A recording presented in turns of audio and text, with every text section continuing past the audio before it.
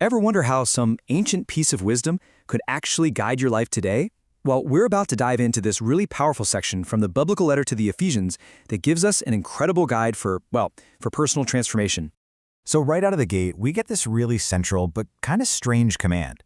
The author, Paul, is writing to this community of new believers, and he tells them point blank, stop living like Gentiles. And this is where it gets really interesting. I mean, the people he was writing to were Gentiles. That's like telling an American to stop living like an American. So what's the deal? Well, here's the key. According to biblical scholar Dr. Daniel Darko, he argues that Paul is using the word Gentile here not as an ethnic label, but as a term for an outsider, someone who's disconnected from the community of faith. He's asking them to leave behind an old way of thinking and being. Okay, so to really get what he's asking them to do, we got to look at the before picture, right? The mindset they're supposed to leave behind. And Paul lays out 3 key characteristics of this outsider way of thinking. So first up, he talks about the futility of their minds. You know, it's this way of thinking that just goes in circles. It's basically pointless because it's not anchored to any kind of divine truth or purpose. He actually uses the same idea back in the book of Romans to describe people who don't know God. And that futile thinking, well, it leads to the second point, a darkened understanding. It's like your own reasoning is just full of darkness because it's cut off from the light and the life that God provides. And that just creates this deep feeling of being separated and alienated. So what's the root cause of all this? Paul says it's a hardness of heart. And just to be clear, this isn't about being cold or unfeeling. It's more like a spiritual stubbornness, a kind of resistance that just stops anything godly from getting through. That, he says, is where all the ignorance and alienation comes from. And here's the crucial thing.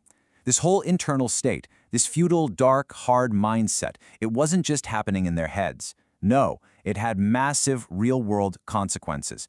It led to behaviors like sensuality, impurity, and greed. I mean, just listen to this quote from the famous Greek orator Demosthenes. It shows you that in the popular culture back then, this kind of behavior was just normal. So if that's the problem, what's the solution? This is where everything takes a turn. See, Paul doesn't just hand them a new list of rules to follow. He does something way more profound. The solution, he says, is to learn Christ. And you hear that and you think, wait, what? That's a weird phrase, right? You learn a subject, you learn a skill, but how do you learn a person? Well, Dr. Darko points out that this was actually an ancient expression for something much deeper than just studying facts. It was about experiencing someone, about living with them spiritually, and really truly making their values your own. It's this deep personal journey that completely transforms your mind from the inside out. So how do you make this big, abstract idea feel, real, something you can actually do? Paul uses this brilliant, super simple metaphor that anyone could get. It's like changing your clothes. So he gives them this simple 3-step process. First, you have a personal responsibility to take off the old self, like you're taking off a dirty shirt. Then, step 2 is you let yourself be renewed in your mind. This is an ongoing thing. And finally, you have to actively put on the new self. So what exactly are these new clothes you're putting on? Well, Paul says this new self is actually created to be like God himself. It's an identity defined by true righteousness, which is all about right relationships with people, and holiness, which is about being set apart for God's purposes. So let's get practical. What does this actually look like day to day? And that's the great thing. Paul doesn't just leave us hanging with these big ideas.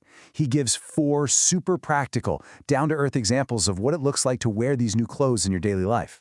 All right, first up, truth. Put away lying and speak the truth. And the reason? Because we are members of one another. Think about it. A community literally can't work without trust, and you can't have trust without truth. It's the essential glue that holds everyone together. Okay, number 2, anger. And this one is fascinating. He says, be angry, but do not sin. So, anger itself, not necessarily the problem. It's what you do with it that matters. The big warning is don't let it fester overnight, because that lingering, stewing anger, that's what gives a foothold to destructive influences. And this wasn't some brand new idea. Even a philosopher like Aristotle was talking about good anger, getting angry about the right things, like injustice, for the right reasons. Paul's tapping into an idea people already understood. Anger can be good, but you have to handle it wisely. Third one, our whole approach to work. He tells people who steal to stop and instead to work hard. But check out the reason he gives. It's not just so you can take care of yourself. The whole point of working hard is so you have something to share with people who are in need. It completely reframes work from being about me to being about us. And finally, maybe the most important one of all, are words. Don't let any rotting words come out of your mouth. The Greek word here literally means like rotten fruit. It's any kind of talk that's abusive or vulgar or just tears people down. Instead, your words should be the kind that build people up, that literally give grace to anyone who hears them. And this focus on our words really brings us to the big takeaway here. I mean, when you think about it, so many of these changes, truth, anger, generosity, they all come out through what we say. Our words have this incredible power to either build our world up or tear it right down. And it's not just Paul. Jesus himself said this with, just incredible force. He said our words are so powerful that they're the very thing we'll be judged on. Why? Because they show what's really going on inside our hearts. So this ancient guide to life leaves us with a question that is incredibly relevant right here, right now. If our words really have that much power, the power to build up or tear down, to give grace or cause pain, what kind of world are we, you and me, actually building with them every single day?